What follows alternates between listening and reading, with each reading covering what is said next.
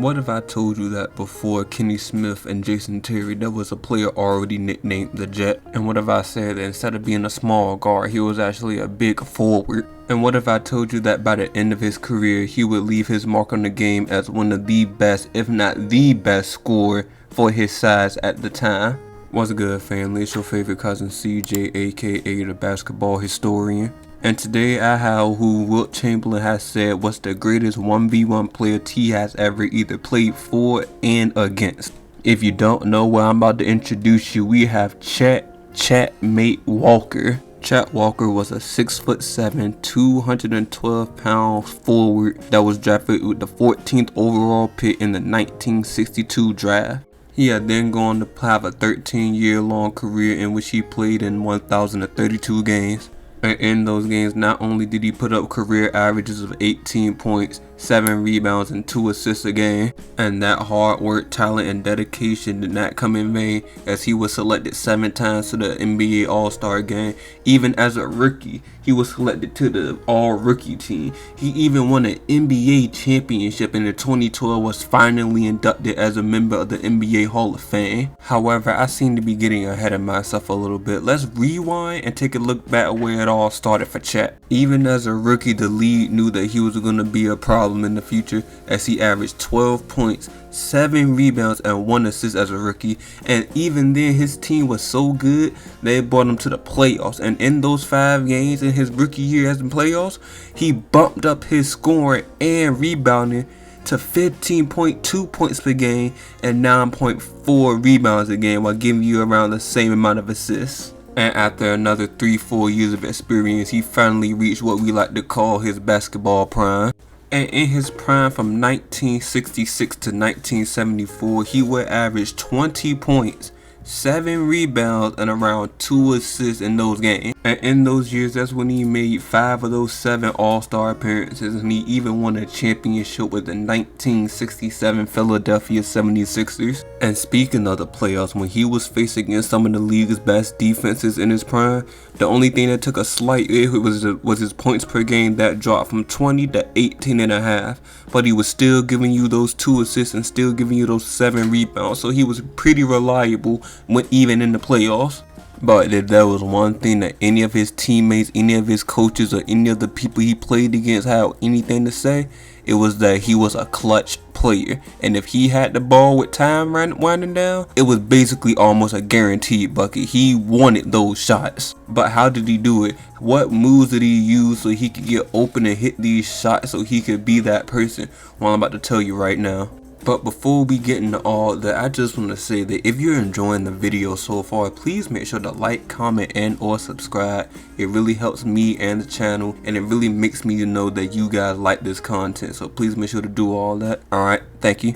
The move that made him so deadly and so versatile was not only did he have a very reliable mid-range jumper, but he also had a very convincing pump fake. And in my limited research on the topic of these older hoopers, I haven't been really seeing anyone really utilize the pump fake like that. But after watching footage of Chet Walker, I see that he really mastered the pump fake, because he can hit even 1 pump, 2 pump. If you don't jump to contest it, he's gonna hit it. But if you do jump, you just playing right into the role of jumping with a pump fake. Now you got a real wide open shot. And I know y'all just seen in the clip, the defense was draped all over him. He still was able to throw it up off the backboard and hit the shot. So even if you play an amazing defense, he can still hit it. And the 1 year where Chet put it all together, when he was the 3rd best player on the 1967 Philadelphia 76ers. And while he might have not been the godly specimen that Wilt Chamberlain was, or not even the high octane scorer that Hal Greer was, he was definitely a great teammate, and when his number was called, he always delivered. In that 66 to 67 season, he averaged 19.3 points per game, 8.1 rebounds, and about 2 assists for the whole season. And even in the playoff, when your team relies upon you more for your strengths and your contributions to the team, he did not disappoint, as he upped his scoring from 19 to 21.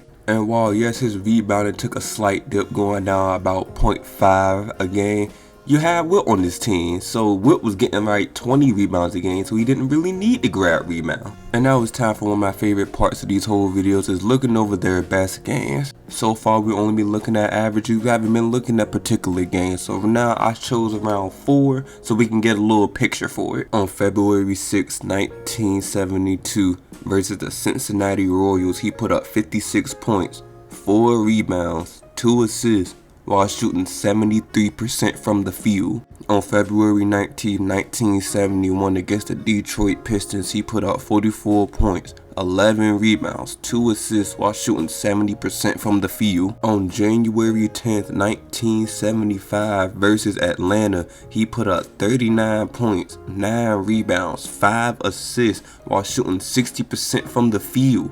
And you already know I gotta save the best for last. This last game I really think shows you how good he could have been as a #1 option. He had 36 points, 21 rebounds, 4 assists while shooting 52% from the field on November 3rd, 1966 versus the St. Louis Hawks. I want you to think of all the great NBA players that you know.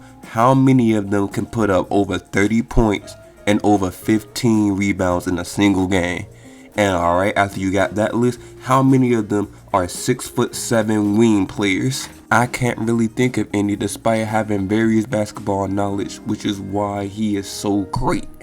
Alright family, that's all I got for you today on this video. Remember, if you liked the video, please make sure to like, comment, and or subscribe if you haven't already. Shout out to these people on the screen because they watched the whole video and decided to comment, so big shout outs to them. Thank you. And if you made it all the way to this far in the video, let me get a checkmate down in the comment section below, please. And with all that out the way, it's been your favorite cousin CJ, aka the basketball historian, and I'll catch y'all in another history lesson later on. Y'all stay safe out there, alright? Peace, peace. I draw it up and execute, I need a coaching job. I'm the type to help my man score, I'm finna throw the lob. These niggas ain't touching paper, they just broken lost. In the 300, it bends the earth like I train with Todd. Historic run, not for real, I'm on a global tear. Probably think I got the game rigged, I never played it fair.